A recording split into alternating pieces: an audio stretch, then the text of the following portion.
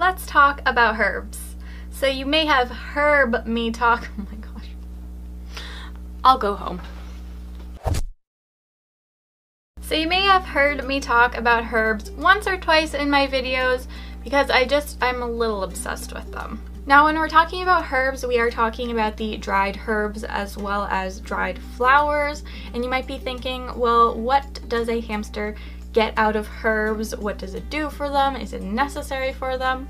And I wouldn't exactly say that you need to feed dried herbs and flowers. If it's just not available to you and you can't get a hold of any, it's not going to be the end of the world. But dried herbs and flowers do have a lot of good properties to them. For example, there are certain herbs that can do certain things and help with certain issues, as well as a lot of them have good antioxidants, vitamins, minerals, so it doesn't really hurt to be feeding them.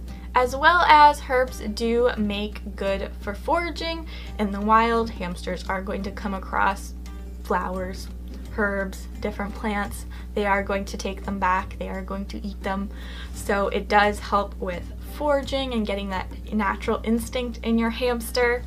As well as herbs and dried flowers, they smell really good, so I find if you're adding them into your hamster's cage, it's a natural, good smelling thing that can maybe help your hamster's cage smell a bit better. There isn't a ton of research out there with hamsters and dried herbs and flowers. There is only a short kind of list that I know of herbs that are 100% safe for hamsters. If you ever come across a herb and you're not sure if it is safe or not for your hamster, avoid feeding it until you can find out that it is safe for them. Since there isn't a whole bunch of research on herbs and dried flowers, that's why I'm only going to cover which ones I know of are safe. I'm not going to go through which are unsafe because there could be a whole pile.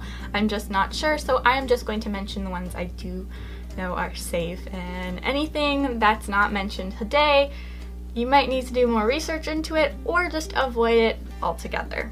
So the herbs and dried flowers that are safe for hamsters would include rosebuds, calendula petals, cornflowers, chamomile, sunflower petals, hibiscus flowers, echinacea, parsley stalks, raspberry leaves, nettle leaves, dandelion leaves, dill, blackberry leaves, basil, plantain, birch leaves, blueberry leaves, and peppermint leaves.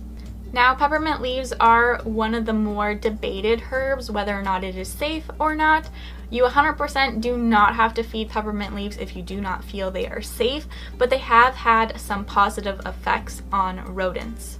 So it is said that peppermint leaves can actually help support stomach and intestinal issues. It promotes blood circulation as well as it helps stimulate bile secretions. The concern that a lot of people have with the peppermint leaves is the amount being fed. If it is being fed regularly, it has been found to cause brain damage, but there hasn't been too much looked into it, how that affects the hamster's lifespan overall.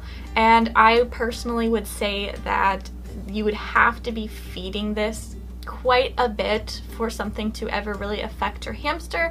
Just like a lot of things, if you're feeding too much of anything, it can always be bad. Even good things, you can overdose on drinking water.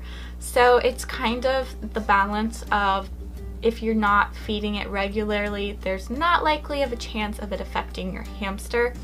But if you're someone who's always feeding it, there is a possibility. And of course, if you don't like hearing these risks at all, you don't have to feed it at all. So how often should you feed dried herbs and flowers?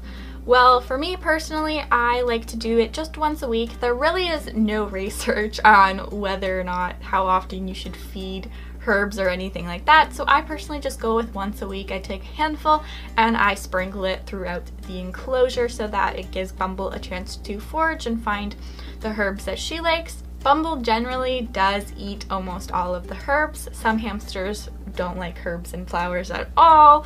Some will only like certain ones, so it kind of just helps to find what your hamster likes best. But keep in mind that if your hamster doesn't eat a dried herb, it's not going to go bad in the enclosure. It's not going to rot or anything because it is just a dried piece. It's not wet or it's not going to rot or anything like that, so you really don't have to worry too much if they don't end up eating any of the ones you've sprinkled in. So where can you get dried herbs? For some reason in Canada and the US, it is a lot harder for us to find dried herbs and flowers. We can't just walk into the pet store and have like a shelf full of them. I guess there's just not a big enough market here for them. But I do know in the UK at Pets at Home, they do have a couple of brands that do sell their own dried herbs and flowers, like the Rosewood brand. You just want to make sure that the ingredients have nothing you're unsure about. Make sure they're all safe, and most of the Rosewood ones I'm fairly certain are safe for hamsters. You can also get dried herbs and dried flowers online at little shops. I know there's actually quite a few, and I'll make sure to link them down below. You can find one that's located in your area. This is the Star West Botanicals. They have a lot of dried herbs and flowers available, as well as there are just actual pet brands that sell dried herbs and flowers. I think there's the Hay Experts who have a variety of dried herbs and flowers that you can purchase as well. So 100% I'm going to leave a bunch of links in the description bar so you guys can go check them out.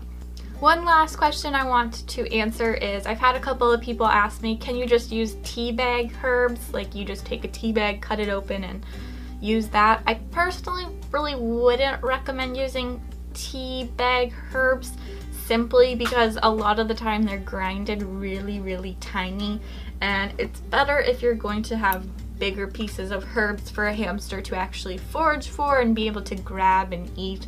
If they're like grinded so small, there's going to be a very hard chance that your hamster's not going to actually end up getting any or eating any of it, as well as teas tend to do like mixes, so I personally would just avoid using tea herbs.